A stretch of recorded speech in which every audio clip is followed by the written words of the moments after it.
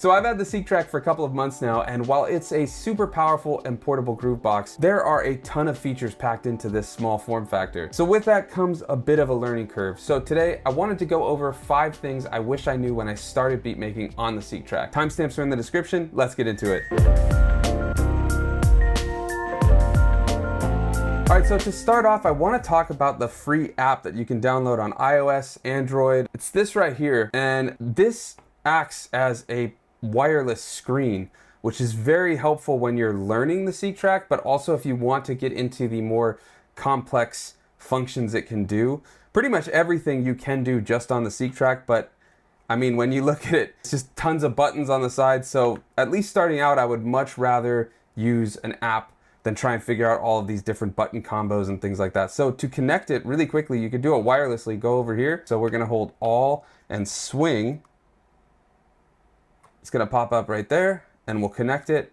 And now it's connected. So if we go over to here, the editor, we can see we have a master, then we've got the drum tracks, which are these, the synth and sampler tracks, and then there's also settings. And then if we go back to the home section on the app, there's actually a visualizer and you can do all sorts of visualizers on top. I haven't done a ton with this, but you can do things like this if you want to make videos and stuff like that. It is really useful. There's a lot of cool things you can do with it. So the best part about this app is that this can act as almost sort of training wheels to learn how the SEQTRAK works.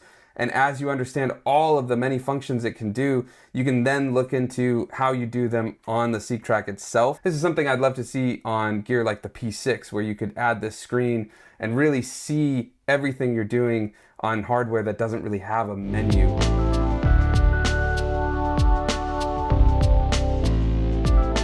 So one of my favorite parts about the SEQTRAK is actually that every single drum track and synth sampler track has its own EQ and filter, which is incredibly handy for mixing on the SEQTRAK before you move it into other hardware or something like that. So if we go over to our kick, you can see we have a flat EQ, or we can cut out the high end,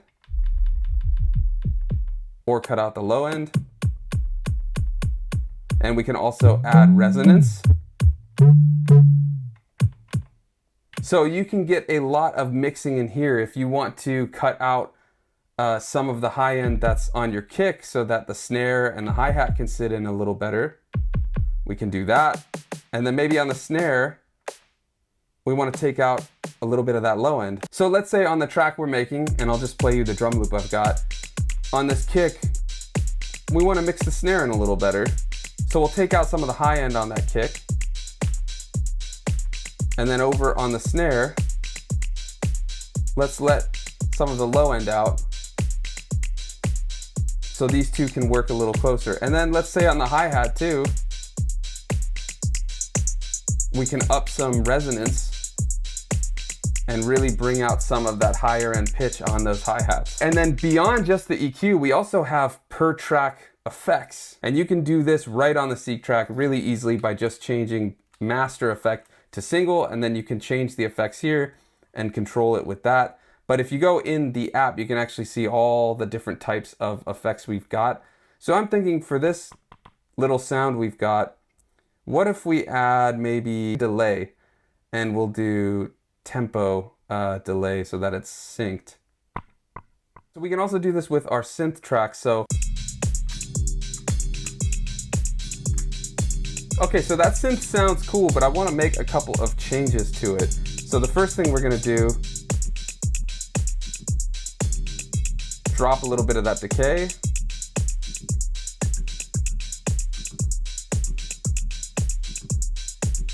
Up the resonance, and then let's put on some delay.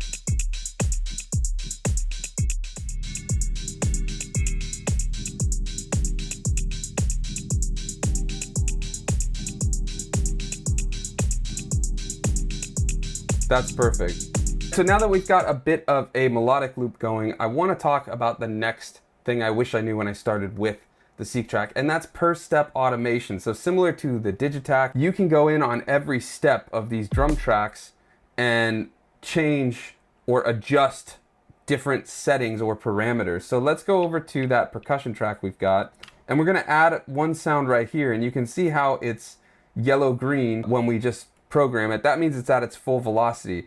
But if we hold that down, and on page 1, we can go and start adjusting. And here you'll see it started turning purple.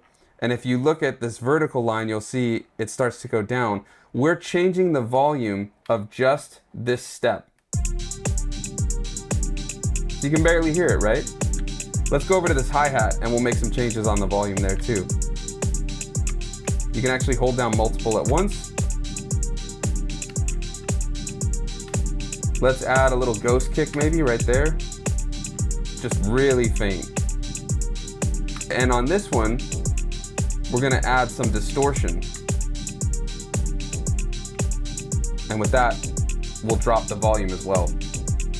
So now, even though we've got the effect on this kick track set to distortion or amp simulator, we're controlling where we want it actually turning on. And so that's why once you hold a step, you can change the distortion level of just that step. So moving on from there, let's say I wanted to add a bass. Now, of course, we've got these 7 steps that are set to a key, but if you wanted to go out of a key a little bit or do fuller chords or set your own chords, there's 2 ways to go about it. One on the hardware and one with additional hardware.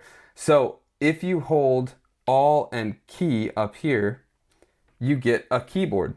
Now, it's on these little keys, so it's not the most fun, but with one of the most recent updates, you can actually change the octave really quickly rather than hitting this octave button.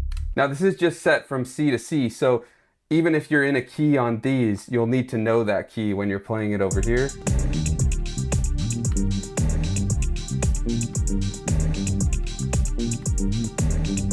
So let's record that. All right, so now we've got the bass and we use the keyboard to do it. And then when you're done, you can just hit All Key and there you go, you're back to the pattern. Now, if you wanted even more control, more octaves, all sorts of things like that, you could also connect a MIDI keyboard. Now, for me, the SEQTRAK is more about portability, and so I try to use it by itself. So I'm not typically thinking about using it with a keyboard, but it definitely makes sense if the SEQTRAK is your main groove box, or you really want to make the most of the awesome synth patches that are in the SEQTRAK. If you know this channel, you know we love samplers here, so I do want to quickly talk about the sampler that's built in on the SEQTRAK. Now, it's not the most complex sampler, but there are some limitations to it, and there's not a ton of options. You can't do things like legitimate sample chopping, but there are a couple of ways you can approach sample chopping if you do want to chop in here. The first, which I covered in a full video you can check out here, using a different sampler, something like Koala, and then you can chop samples in there and then send those chops as a full loop or as individual pads on the sampler. So I like to think of the sampler more as an additional piece of the beat making puzzle, so to speak, where I might have one main sample that's a full loop that I made in Koala, and then on the other pads I'll have things like risers, transition effects, and things like that so that I can jam those out to really flesh out the track as a final performance on the SEQTRAK. But you can also put the same sample on multiple pads and then change the start and end point. Now, you don't actually see the sample waveform, so it's not the most efficient way, but you could find a section and then go to this one and we could find another spot. And now you could have a sort of chop. But again, it's not the most advanced form of sample chopping. You don't get a waveform, you don't get very controlled start and end, but it does work if you're just chopping for fun or something, or just want to see what you can do. But yeah, I would definitely recommend, if you want to do very detailed sample chopping, use a different app. But to make the most of the sampler, let's see what's in there besides that. So we get pan and volume, we've got gate and trigger. We can also change the pitch. You also do get attack and decay, so that can help if you wanted to make it more of a pad. You also get some filters and send effects as well as EQs. And then the sampler itself, all 7 pads have one shared track effect. So you can add something like delay or distortion or lo-fi to all 7 of the pads. They're not independent. It would be nice if you had independent effects for each one, but you do at least get independent EQ, which is super helpful if you are using different samples and you want to have one with no bass, one with bass, or bass boosted, things like that. You can also put sample sounds into the drum tracks, but I actually like some of the options in the sampler. And the biggest thing for me is the pitch envelope. You can get some really crazy sounds out of this pitch envelope. Let's find a different track from this project and I'll show you what I mean. So we're in another project where I've got one of the samples I used doing that koala trick. But check this out, what we can do with this pitch envelope. So maybe it doesn't have much use in that sense, but let's say we just wanted to add a subtle bit of pitch warble compared to, so you can kind of just in very subtle forms, you can get that sort of LFO wobble on pitch. So it might not be the most useful on a long sample like that where it's going to throw the whole track out of key, but on things like risers, we can create all kinds of effects from it. Hear that? Now we've got a new kind of transition effect we could use. So check this out, with that decay on, now that would be a pretty useful transition effect.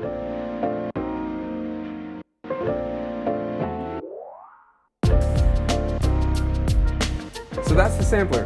It's pretty basic as far as samplers go, but as part of the larger whole that is the SEQTRAK, there are some really cool things in it. The different effects you get and the fact you get EQ for every sample pad is very helpful for mixing and things like that. But those are a couple of the ways I like to think about using the sampler, both for long form loops sent from a different sampler, but also for transition effects and using that pitch envelope, because not every sampler has pitch envelopes. And if you want me to go more in depth on the pitch envelope, let me know, but there are a lot of ways to use it. So with that, those are the 5 things I wish I knew when I started beat making on the Yamaha SEQTRAK. Hopefully this helps you get the most out of this powerful groove box. To see my SEQTRAK workflow for making and finishing beats, check out this video next. Thanks for watching and I'll see you next time.